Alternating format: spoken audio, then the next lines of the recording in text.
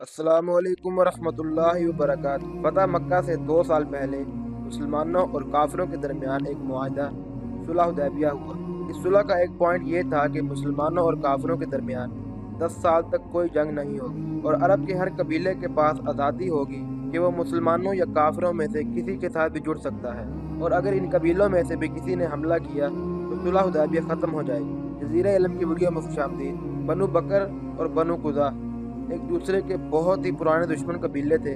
بنو بکر بہت ہی پاورفل قبیلہ تھا، تو وہ اس وقت کے ایک پاورفل قبیلے قریش سے پارٹنرشپ کی، اور بنو قزا نے مسلمانوں کے ساتھ پارٹنرشپ کی۔ یہ حالات صلح حدیبیہ کے وقت پر تھے۔ اس کے کچھ عرصہ کے بعد مسلمانوں نے عرب کے سب سے رچ قلعوں میں سے ایک قلعہ خیبر کو فتح کیا اور پھر رومن امپائر سے بھی ٹکر لی۔ اب مسلمانوں کے حالات بالکل بدل گئے تھے اور اب قریش ایک کمزور پارٹی بن چکے تھے۔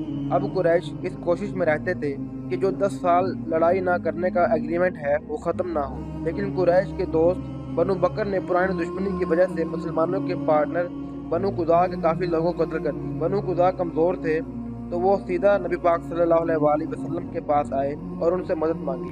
مکہ والوں کو جب اس بات کا پتہ چلا تو وہ بہت ڈر گئے اور انہوں نے فوراً ابو سفیان کو مدینہ بھیجا۔ ابو سفیان مدینہ پہنچتے ہی اپنی بیٹی حبیبہ رضی اللہ تعالیٰ عنہ کے گھر گیا، جو آپ صلی اللہ علیہ وآلہ وسلم کی بیوی تھی۔ انہوں نے اپنے باپ اور خاندان کے خلاف جا کے اسلام قبول کیا تھا۔ جیسے ہی ابو سفیان گھر داخل ہوا تو آپ نے کارپٹ ہٹا دیا، تو ابو سفیان نے کہا، میں سمجھا نہیں، یہ کارپٹ میرے لائق نہیں ہے یا میں اس کے لائق نہیں۔ تو انہوں نے کہا، اس کارپٹ پر رسول اللہ صلی اللہ علیہ وآلہ وسلم بیٹھتے ہیں اور آپ ایک ناپاک مشرک ہیں۔ ابو سفیان کو اس بات پر بہت غصہ آیا اور پھر وہ آپ صلی اللہ علیہ وآلہ وسلم کے پاس گیا اور کہا کہ ہم نے صلح حدیبیہ ختم نہیں کی، لیکن آپ صلی اللہ علیہ وآلہ وسلم نے اس کی بات نہیں مانی۔ پھر حضرت ابو بکر صدیق رضی اللہ تعالیٰ عنہ کے پاس گیا، حضرت عمر رضی اللہ تعالیٰ عنہ کے پاس بھی گیا اور پھر حضرت علی رضی اللہ تعالیٰ عنہ کے پاس گیا، لیکن کسی نے بھی اس کی بات نہیں مانی۔ پھر ابو سفیان مکہ واپس آ گیا اور کہا کہ اب ہمیں کوئی نہیں بچا سکتا، صلح حدیبیہ ختم ہو چکی۔ مدینہ میں آپ صلی اللہ علیہ وآلہ وسلم نے حملے کی تیاریاں شروع کر دی اور کسی کو بھی نہیں بتایا کہ حملہ کب اور کہاں کرنا ہے۔ رسول اللہ صلی اللہ علیہ وآلہ وسلم نے عرب کے لوگوں کو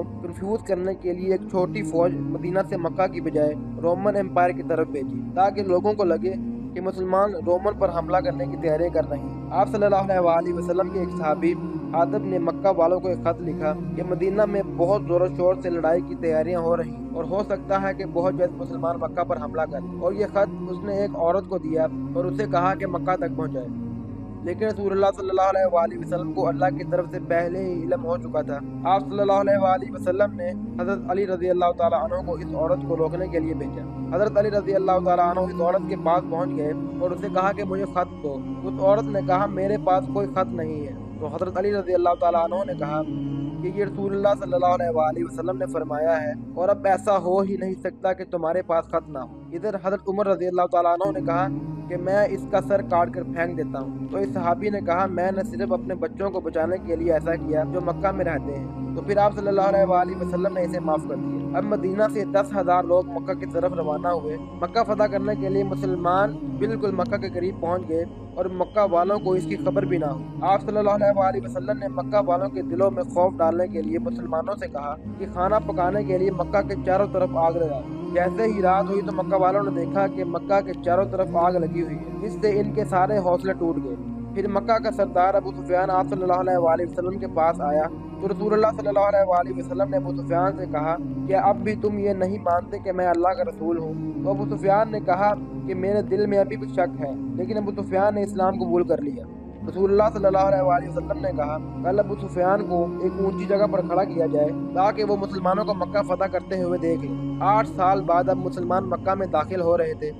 رسول اللہ صلی اللہ علیہ وآلہ وسلم نے انہیں کہا تھا کہ کسی کو بھی بے وجہ قتل نہیں کرنا۔ ابو سفیان اونچی جگہ پر کھڑے ہو کر مسلمانوں کی فوج کو دیکھ کر بولا، اب ہمارے بھائی کے بیٹے کو دنیا میں کوئی بھی نہیں روک سکتا۔ لیکن پھر بھی کچھ لوگوں نے لڑنے کی کوشش کی تو حضرت خالد بن ولید رضی اللہ تعالیٰ عنہ نے انہیں مار گرایا۔ رسول اللہ صلی اللہ علیہ وآلہ وسلم اللہ کا شکر ادا کرتے ہوئے مکہ میں داخل ہوئے۔ جب کعبہ کے پاس پہنچے تو کعبہ کا دروازہ بند تھا، تو آپ صلی اللہ علیہ وآلہ وسلم نے حضرت علی رضی اللہ تعالیٰ عنہ کو عثمان بن طلحہ کے پاس بھیجا، کیونکہ کعبہ کی چابی بہت عرصے سے عثمان بن طلحہ کے خاندان کے پاس تھی۔ حضرت علی رضی اللہ تعالیٰ عنہ نے جب ان سے چابی کو پوچھا تو انہوں نے انکار کر دیا۔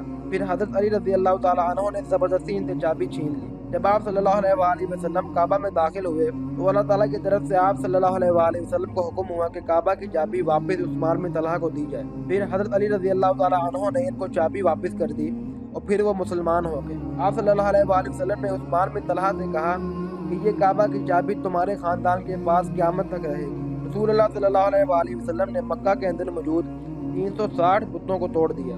رسول اللہ صلی اللہ علیہ وآلہ وسلم مکہ والوں کی اتنی لڑائیوں اور ظلم کے بعد مکہ والوں کو اکٹھا کیا اور کہا کہ آج میں تم لوگوں کے ساتھ وہ کروں گا جو یوسف علیہ السلام نے اپنے بھائیوں کے ساتھ کیا تھا، اور پھر آپ صلی اللہ علیہ وآلہ وسلم نے پورے مکہ والوں کو معاف کر دیا۔